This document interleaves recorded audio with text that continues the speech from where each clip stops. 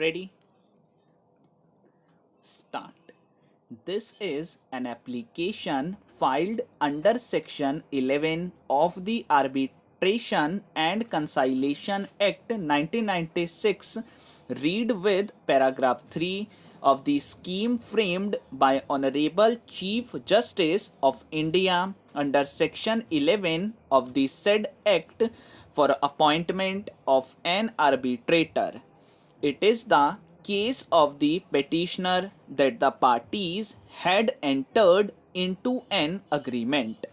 As per the agreement, the respondent non-applicant was to supply 12,000 empty metal scraps consisting of used rails to the petitioner applicant. The rate was fixed at US 240 PMT and the total contract value was 3 million US dollars. The payment was to be made on DP basis within 4 to 7 days of receipt of documents in buyer's bank as mentioned in Article 14 of the agreement. Article 20 of the agreement provided for a penalty in case of failure late delivery of the materials. In accordance with the agreement, the applicant has sent to the non-applicant $1 million from time to time, but no material was received from the non-applicant. In the meantime, in anticipation of the receipt of the material, the applicant had already entered into an agreement for sale of the same. In spite of the repeated request, the material was not sent by the non-applicant. Consequently, on 29th October 2009, the applicant sent a notice to the non-applicant seeking to refer the matter of arbitration in terms of the arbitration clause contained in Article 24 of the agreement, which reads as under this contract is under the Polish law, the European Union member is only accepted any dispute arising from or in connection with the contract shall be settled through friendly negotiation.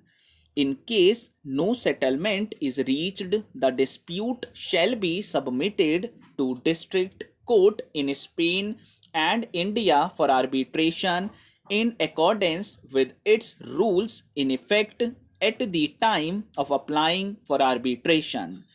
The arbitral award is final and binding upon both parties.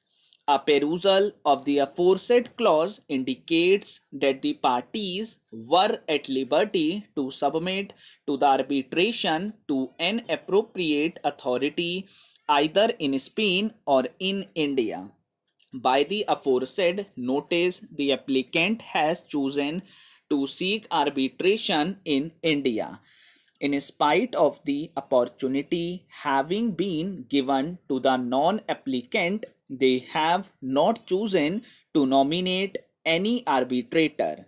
The office report indicates that the service of notice in this matter is complete.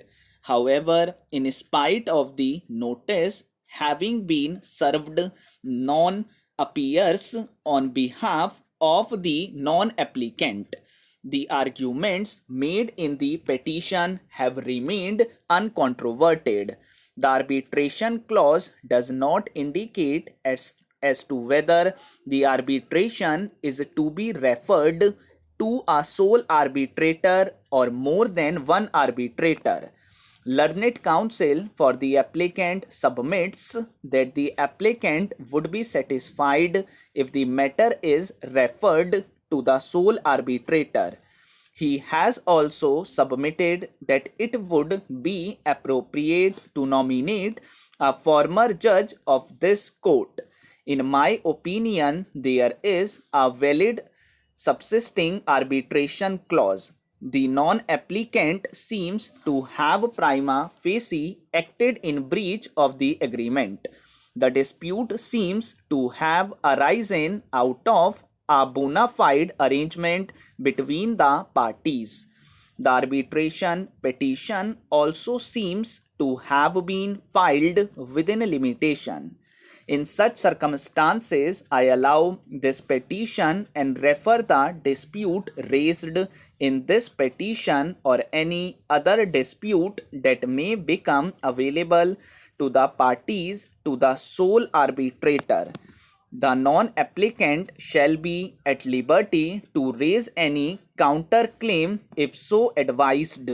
I hereby appoint Mr. Justice B.P. Singh, former judge of this court, as the sole arbitrator. The learned arbitrator shall be at liberty to fix his own remuneration and any other terms and conditions for the arbitration as deemed fit and proper at his sole discretion.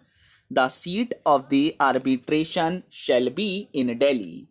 However, the arbitrator may hold the arbitration proceedings at a place most convenient to the parties, either within India or outside India. In our country also, when the Criminal Procedure Code 1861 was enacted, it was silent about the compounding of offence. Subsequently, when the next code of 1872 was introduced, it mentioned about compounding in section 188 by providing the mode of compounding. However, it did not contain any provision declaring what offences were compoundable. The decision as to what offences were compoundable was governed by reference to the exception to section 214 of the Indian Penal Code. The subsequent code of 1898 provided section 345 indicating the offences which were compoundable, but the said section was only made applicable to compounding of offences defined and permissible under Indian Penal Code. The present code, which repealed the 1898 code, contains section 320 containing comprehensive provisions for compounding. A perusal of section 320 makes it clear that the provisions contained in section 320 and the various subsections is a code by itself relating to compounding of offence. It provides for the various parameters and procedures.